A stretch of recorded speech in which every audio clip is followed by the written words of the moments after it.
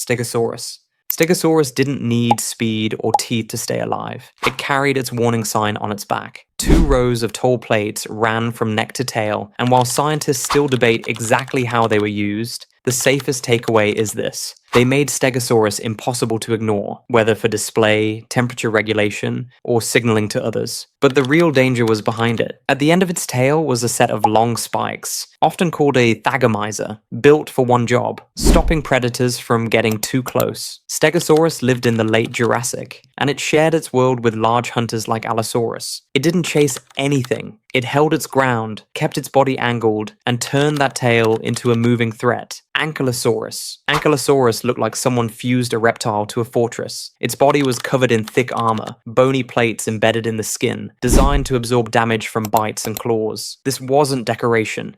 It was survival engineering. Then comes the part everyone remembers. The tail. At the end of Ankylosaurus's tail was a heavy bone club, reinforced like a natural weapon. It wasn't for show. One well-timed swing could crack bone and cripple a predator's legs, which matters when the threats included giant carnivores in the late Cretaceous. Ankylosaurus didn't need to win a chase. It needed to make attacking it a mistake. Triceratops. Triceratops is popular because it looks like a living battering ram, but the real story is how perfectly it was built for one brutal job, surviving in a world full of giant predators. Its most famous features are all defensive and all purposeful. 3 horns on the skull and a massive bony frill behind the head. The horns weren't decorations, they were hard points, weapons that could jab, hook, and keep an attacker at distance. The frill likely helped with protection and display, but either way, it made Triceratops harder to target where it mattered most. Triceratops lived in the late Cretaceous, and it shared that ecosystem with apex predators like Tyrannosaurus rex. Fossils show that Triceratops wasn't fragile prey. It was the kind of animal that could fight back hard enough to leave damage on whatever tried to take it down.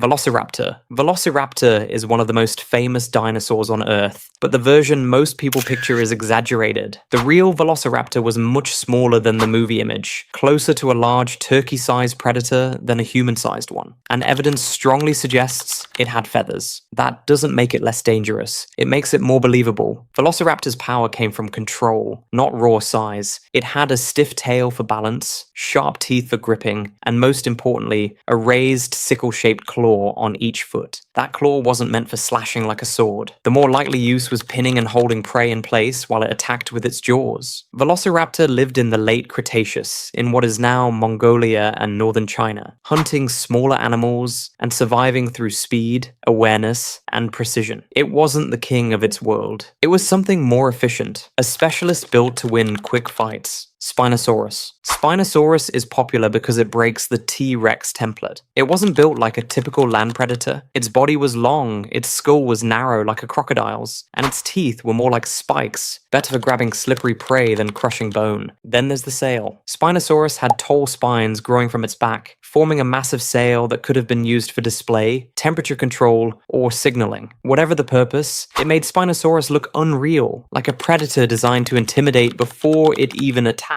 But what makes the Spinosaurus truly different is how it likely lived. Evidence suggests it spent a lot of time around water and may have been one of the most aquatic of the large predatory dinosaurs, hunting fish and other animals in rivers and coastal environments. It lived in the mid-Cretaceous of North Africa, in an ecosystem that was crowded with other big predators, which means it probably survived by hunting in a lane most others couldn't dominate. Tyrannosaurus rex. T-Rex is popular because it feels like the final boss of dinosaurs. Not just because it was huge, but because its head was built like a wrecking ball. Its skull was thick and reinforced. Its jaw muscles were enormous. Its teeth weren't thin blades meant for slicing. They were thick, banana-shaped spikes designed to bite, crush, and hold without snapping. That's important because T-Rex didn't just injure prey. It could break bone, tear through tough tissue, and keep ripping until the fight was over. T-Rex lived in the late Cretaceous in what is now Western North America, and it likely filled the apex predator role, whether by hunting, scavenging, or doing both. But the key point is this. Once a T-Rex got a clean bite, the encounter usually didn't get a second round. Allosaurus. Before T-Rex became the name everyone knows, Allosaurus was one of the most successful large predators on Earth. It lived in the late Jurassic, tens of millions of years earlier,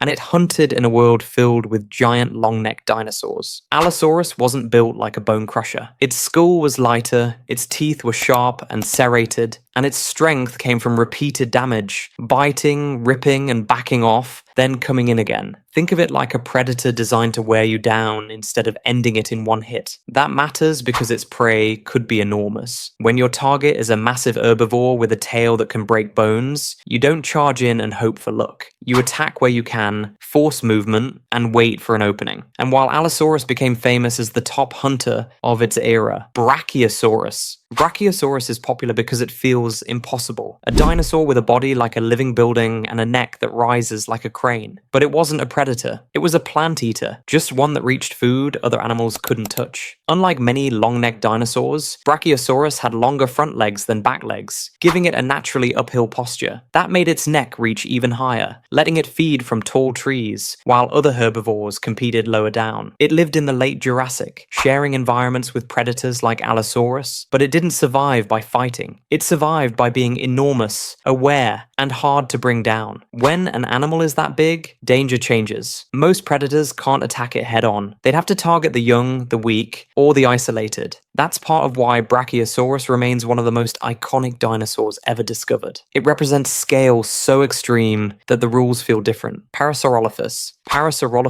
is one of the most recognizable dinosaurs ever found because of one feature, that long curved crest sweeping back from its skull. It wasn't a horn, it wasn't armor, it was a specialized structure connected to its nasal passages, meaning it likely played a role in communication, helping it make deep, resonant calls that could travel across long distances. Parasaurolophus was a hadrosaur, a duck-billed dinosaur built for efficient plant eating. It had strong jaws designed to process tough vegetation, and it likely lived in herds, because in the late Cretaceous of North America, being alone was a disadvantage. What makes it popular is the contrast. It looks strange and dramatic, but it wasn't a monster. It was proof that dinosaurs weren't just big teeth and claws. Some of the most iconic ones became famous because evolution built them to be seen and heard